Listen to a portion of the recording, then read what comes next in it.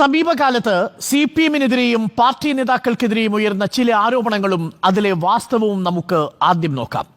ഏറ്റവും ഒടുവിലായി വന്നത് PSC അംഗത്വത്തിന് മന്ത്രി PA മുഹമ്മദ് റിയാസിന്റെ പേരു പറഞ്ഞ് പണം വാങ്ങിയെന്ന വിവാദമാണ്. എന്നാൽ ആ വിവാദം കത്തിച്ചു നിർത്തിയവർ പരാതി നൽകിയത് മുഹമ്മദ് റിയാസ് ആണ് എന്നത് മറച്ചുവെക്കുന്നു എന്നതാണ് CPMന്റെ ആരോപണം. KSEBയിൽ വൈദ്യുതി വിച്ഛേദിച്ചത് മാത്രം ചർച്ചയാവുകയും ഒരു പകലും ഒരു രാത്രിയും മുഴുവൻ ആ വാർത്ത പ്രചരിപ്പിക്കുകയും ചെയ്തു. എന്നാൽ യൂത്ത് കോൺഗ്രസ് പ്രവർത്തകന്റെ അക്രമം മറച്ചുവെക്കുന്നു എന്നതാണ് മറുഭാഗം. CMRL വിവാദത്തിലടക്കം മുഖ്യമന്ത്രിക്കെതിരെ അഴിമതി ആരോപണത്തിന്റെ ശരങ്ങൾ എയ്യുന്നു. എന്നാൽ 8 വർഷത്തിനിടയിൽ പല കേന്ദ്ര ഏജൻസികൾ മാറി മാറി അന്വേഷിച്ചിട്ടും, കേരളത്തിൽ പലതവണ കറങ്ങി അന്വേഷിച്ചിട്ടും ഒരു ഏജൻസിക്കും പിണറായി വിജയനെ പ്രതി ചേർക്കാൻ സാധിച്ചിട്ടില്ല. ഇനി സ്വപ്ന സുരേഷിനെ മുൻനിർത്തി ആരോപണങ്ങൾ ഒരുപാടുണ്ടായി.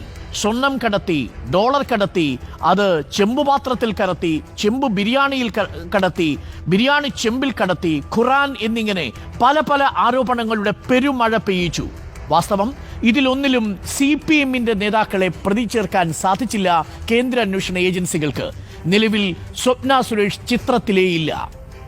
SFIയുമായി ബന്ധപ്പെട്ട വാർത്തയിൽ SFI അക്രമം നടത്തുന്ന സംഘടനയെന്ന് വ്യാപകമായി പ്രചരിപ്പിക്കാൻ ഒരു ശ്രമമുണ്ടായി. എന്നാൽ അതേസമയം മട്ടന്നൂരിലെ പഴശ്ശിരാജ കോളേജിലടക്കം മറ്റു സംഘടനകളും അക്രമം നടത്തുന്നു എന്നത് SFIയുടെ പ്രവർത്തനങ്ങളെ കാണുന്നവർ കാണാതെ പോയി.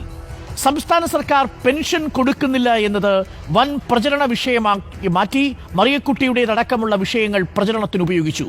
വാസ്തവം മറുഭാഗത്ത് കേന്ദ്രവിഹിതം കിട്ടാത്തത് മറച്ചുവെക്കുന്നു എന്നതും. കേന്ദ്ര സർക്കാർ സംസ്ഥാനത്തിന് പ്രത്യേക സാമ്പത്തിക സഹായം അനുവദിച്ചു എന്നത് വ്യാപകമായ പ്രചരണമാക്കി മാറ്റി. എന്നാൽ ലഭിച്ചത് നികുതി വിഹിതമായി ലഭിക്കേണ്ടവ എന്ന് പറയുന്നില്ല. നികുതി വിഹിതം 2736 കോടി രൂപ, IGSTയുടേത് സെറ്റിൽമെന്റിനായുള്ള 1386 കോടി രൂപ, കേരളത്തിന് അർഹമായ 13650 കോടി രൂപയുടെ വായ്പാനുമതി കേന്ദ്രം നിഷേധിച്ചത് മറച്ചുവെക്കുന്നു. AKG സെന്റർ ആക്രമണത്തിൽ CPM ആസൂത്രണം ചെയ്തത് എന്ന നിലയിൽ മാസങ്ങളോളം സംസാര വിഷയമാക്കി. ചർച്ച കിട്ടിയോ എന്ന് ചോദ്യങ്ങൾ ചോദിച്ചു.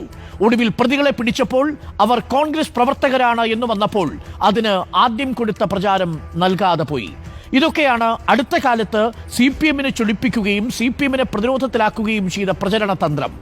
മുഖ്യമന്ത്രിയുടെ ശൈലി മാറ്റം സംബന്ധിച്ച ചർച്ച മാധ്യമങ്ങൾ ഉണ്ടാക്കുന്നതാണെന്ന് CPM സംസ്ഥാന സെക്രട്ടറി MV ഗോവിന്ദൻ മാഷൻ ഇന്ന് ഞങ്ങളുടെ പ്രതിനിധിയോട് പറഞ്ഞു. ശ്രീജിത്തിനോട് കനകോലു സിദ്ധാന്തത്തെ അടിസ്ഥാനപ്പെടുത്തിയുള്ള വ്യക്തിഹത്യയാണ് നടക്കുന്നത്. വ്യക്തിഹത്യ ഒരു രാഷ്ട്രീയ മുദ്രാവാക്യമായി ഏറ്റെടുത്തിരിക്കുന്നുവെന്നും MV ഗോവിന്ദൻ റിപ്പോർട്ടിന് അനുവദിച്ച പ്രത്യേക അഭിമുഖത്തിൽ പറഞ്ഞു.